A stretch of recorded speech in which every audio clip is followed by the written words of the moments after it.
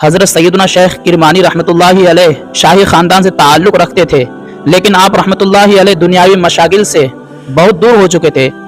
آپ رحمۃ اللہ علیہ کی ایک صاحبزادی تھی جو حسن صورت کے ساتھ ساتھ حسن سیرت سے بھی آراستہ تھی۔ ایک دن اسی صاحبزادی کے لیے شاہ کرمان نے نکاح کا پیغام بھیجا۔ حضرت سیدنا شیخ کرمانی رحمۃ اللہ علیہ نہیں چاہتے تھے کہ ملکہ بن کر میری بیٹی دنیا کی طرف مائل ہو، اس لیے آپ رحمۃ اللہ علیہ نے بادشاہ کو ٹال دیا اور مسجد گھوم کر کسی متقی نوجوان کو تلاش کرنے لگے۔ دوران تلاش ایک نوجوان پر آپ کی نگاہ پڑی جس کے چہرے پر عبادت و پرہیزگاری کا نور چمک رہا تھا۔ آپ رحمۃ اللہ علیہ نے پوچھا، تمہاری شادی ہو چکی ہے؟ اس نے نفی میں جواب دیا۔ پھر پوچھا، کیا ایسی لڑکی سے نکاح کرنا چاہتے ہو جو قرآن مجید پڑھتی ہے، نماز روزے کی پابند ہے، خوبصورت پاک باز اور نیک ہے؟ اس نے کہا، میں تو ایک غریب شخص ہوں، بھلا مجھ سے ان پاکیزہ صفات کی حامل لڑکی کا رشتہ کون کرے گا؟